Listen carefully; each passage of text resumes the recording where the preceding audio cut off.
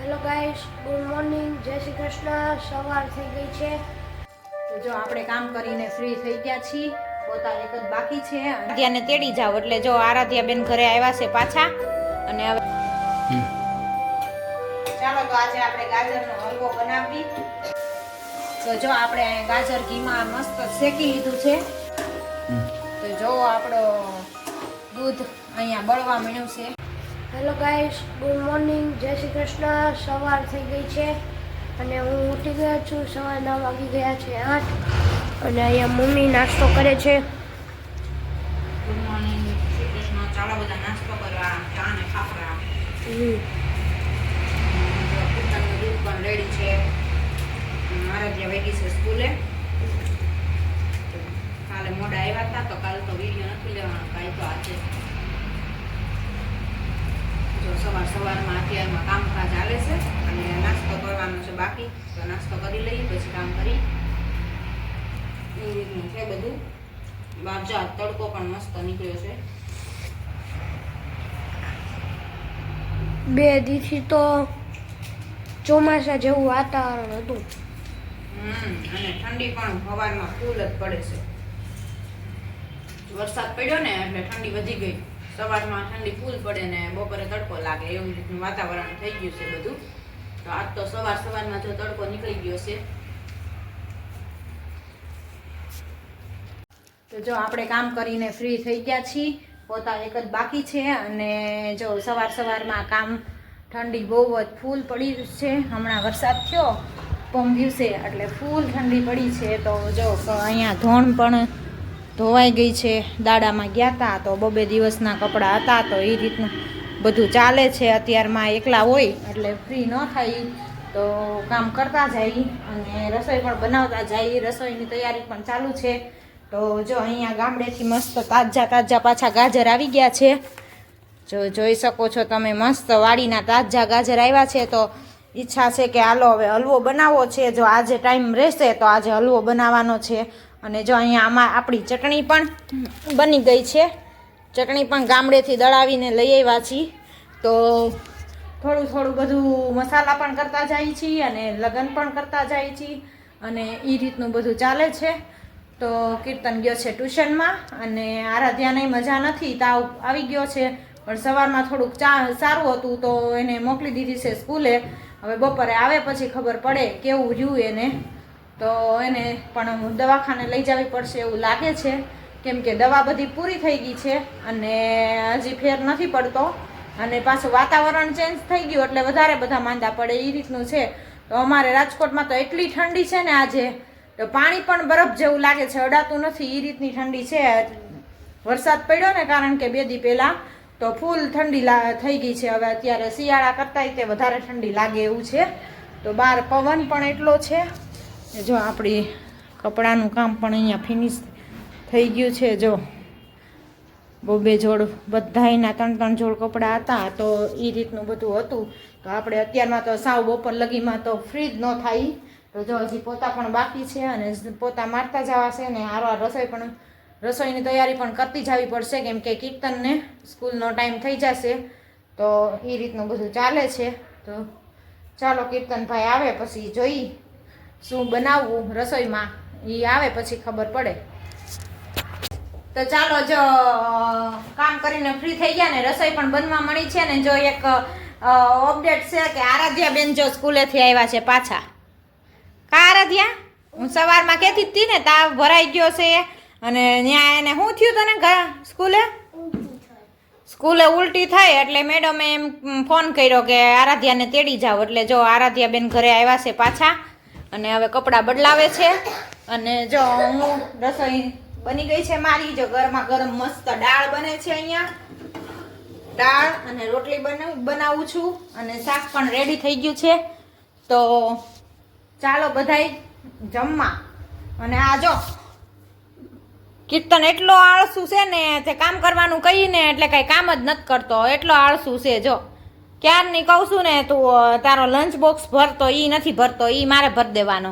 પાણીની બોટલે મારે ભરી દેવાની. તોય તે એને 11 વાગે ને ત્યાં મારે એને જમવા દેવાનું. એ આપણું કામ ભલે ને ન કરે પણ આપણે એનું કામ કરવાનું. એ ભાઈ એવા છે.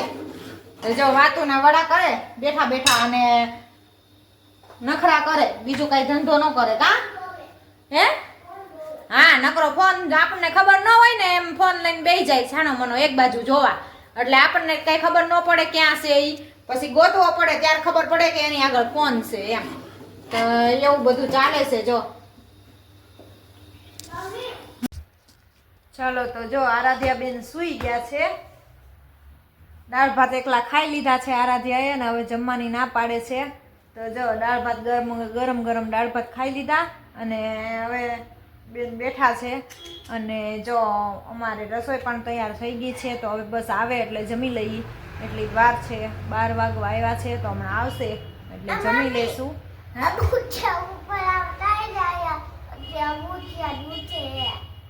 ક્યાં થાય એમ?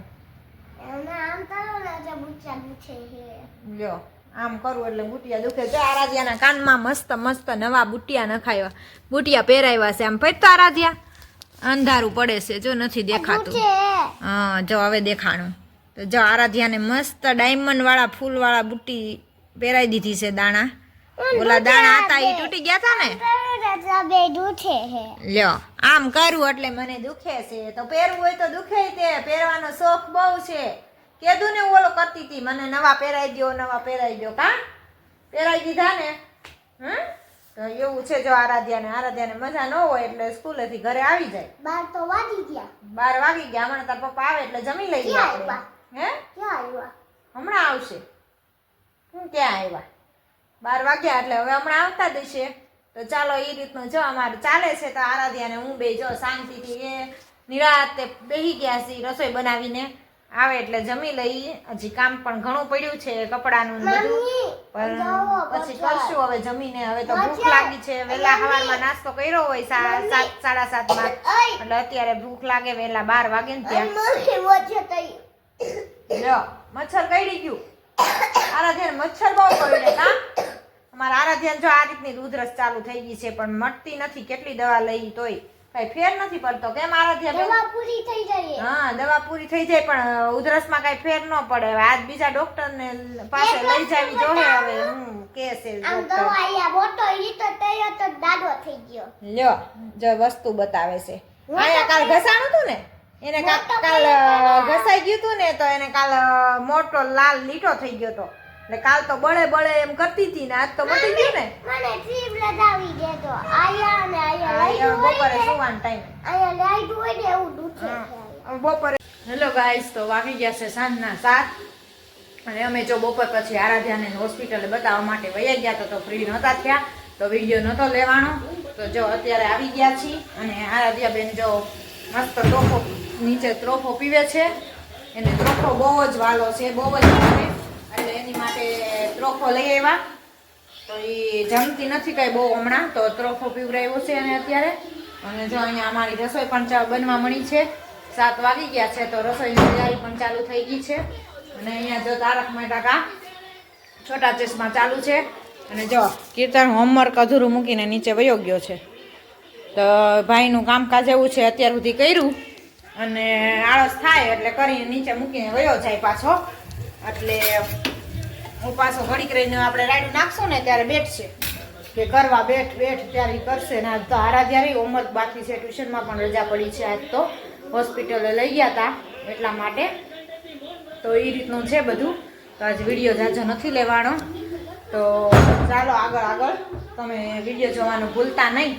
આજ તો જો મેળ આવે, ટાઈમ મળે તો આજ તો ગાજરનો હલવો પણ બનાવવો છે. ગાજર આવ્યા છે ગામડેથી, તો એ રીતનું છે તો બધું. ચાલો તો આજે આપણે ગાજરનો હલવો બનાવી. તો જો ગામડેથી મસ્ત તાજા ગાજર આવી ગયા છે, તો એને જો અહીંયા ખમણી લીધા છે, ધોઈ લીધા અને પછી છાલ ઉતારીને ખમણી લીધા છે. અને હવે એમાં ઘી નાખશું. ઘી નાખીને એને થોડીક વાર શેકવા દેવાનું છે.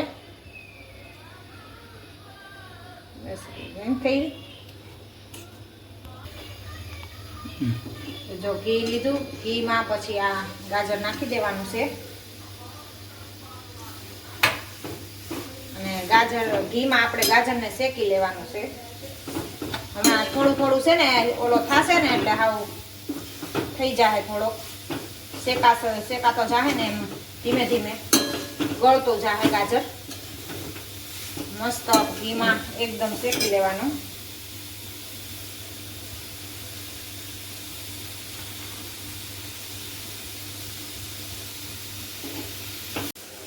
તો જો આપણે અહીંયા ગાજર ઘીમાં મસ્ત શેકી લીધું છે સરસ, અને ગળી ગયું છે. જો આવું શેકાઈને અને ઘીમાં શેકાણું એટલે સુગંધ પણ બહુ મસ્ત આવે છે. હવે એમાં આપણે નાખી દઈશું દૂધ. આપણે માવાની કણી પડે ને એ રીતનો તે બનાવવાનો છે હલવો. તો એક થેલી દૂધ આખું નાખી દેવાનું છે અને આને આપણે ખૂબ જ ઉકાળવાનું છે. કણીયું માવાની પડી જાય ને ત્યાં સુધી, એટલે હલવાનો ટેસ્ટ બહુ મસ્ત આવશે. ઘી અને ગાજરનો કલર બે ઉપર આવી ગયું દૂધમાં. હવે આને ખૂબ ઉકળવા દેવાનું છે. બહુ ધીમો ગેસ નથી રાખવાનો અને થોડોક ફૂલ રાખવાનો, એટલે આ દૂધ બધું બળે ત્યાં સુધી. અને એને ધીમે ધીમે હલાવતું રહેવું જોશે, એટલે દૂધ નીચે બેસે નહીં ગાજર કે કાંઈ. તો ચાલો આગળ જોતા રહ્યો. જો આને આપણે ગાજરને ઘીમાં કેટલી વાર 20-25 મિનિટ હરખાઈ શેકી લીધું છે, એટલે એકદમ મસ્ત ચડી ગયું છે ગાજર. તો હવે આને ઉકળે, દૂધના ઓલા ફોડલા થવા મળે ત્યાં સુધી એમને ઉબાળવાનું છે અને પછી એને હલાવતું રહેવાનું છે. અને પછી મલાઈ પણ આપણે તમારે નાખવી હોય ને તો આમાં દૂધની મલાઈ નાખી શકો, એટલે મસ્ત માવાની જેમ કણિયું પડે, એકદમ મસ્ત થઈ જાય. પેંડો માવો નાખ્યો હોય ને એ રીતનું જ થઈ જાય. તો ચાલો આગળ જોતા રહ્યો, તમને બતાવું. તો જો આપણો દૂધ અહીંયા બળવા મળ્યું છે. તો જો કણિયું પણ તમને દેખાતી છે, જો વ્હાઈટ દૂધની કણિયું પડવા મળી છે માવાની. તો હજી આને આપણે હાવ પૂરું બળી ન જાય ત્યાં સુધી આમને ફૂલ ગેસે ઉકાળવાનું જ છે. અને પછી ખાંડ આપણે છેલ્લે નાખવાની છે. દૂધ બધું બળી જાય પછી ખાંડ નાખવાની છે. તો પહેલાં તો દૂધ જ બાળવાનું છે, તો હલાવતું રહેવાનું છે, નકર નીચે બેસી જાય. જો એટલે આપણે ધીમે ગેસે, એટલે ફૂલ ગેસે જ કરવાનું, પણ ચમચેથી હલાવતું રહેવાનું, એટલે બેહે નહીં નીચે. તો જો અહીંયા આપણું દૂધ મસ્ત બળી ગયું છે અને કણિયું સરસ મસ્ત માવા જેવી પડી ગઈ છે. તો હવે આપણે એમાં ખાંડ નાખવાની છે. ખાંડ આપણે જેટલો ગળ્યો કરવો હોય એટલો નાખવાની, પણ અમારે પહેલાં તો થોડીક જ નાખવાની છે, કેમ કે મોળો કાઢવાનો છે આરાધ્યા માટે. તો પહેલાં થોડીક નાખીને હલાવી નાખશું, પછી બીજી વધારે થોડીક નાખશું. તમારે જેટલો ગળ્યો કરવો હોય એ પ્રમાણે ખાંડ નાખવાની. ને ખાંડ નાખીને પણ ખાંડનું પાણી થાય એ જ્યાં સુધી બળે નહીં ત્યાં સુધી એને હજી હલાવવાનું જ છે. ફૂલ ગેસે એ પાણી હાવ બળી જાય અને તેલ છૂટું પડી જાય ને ત્યાં સુધી આને હલાવતું જ રહેવાનું છે. એટલે હલવો છે ને આપણે 3-4 દી બહાર પડ્યો રહે ને તો એ બગડે નહીં. પાણી હોય ને તો ઓલો થઈ જાય, એટલે પાણી સાવ બળવા દેવાનું છે. તો વધારે ખાંડ અમે આરાધ્યાનો કાઢી લેશું ને પછી અમે નાખશું. તો જો મસ્ત ચડી ગયો છે, સરસ બની ગયો છે. બહાર વેચાણવાળા તો કલર નાખતા હોય ને એટલે એકદમ એને લાલ ચટક થાય ને. આપણે આ સિમ્પલ છે, ઓરિજિનલ, અને ગાજર તે પણ દવા વગરના છે, ઓર્ગેનિક, એટલે બહુ મસ્ત થાય આજ સરસ.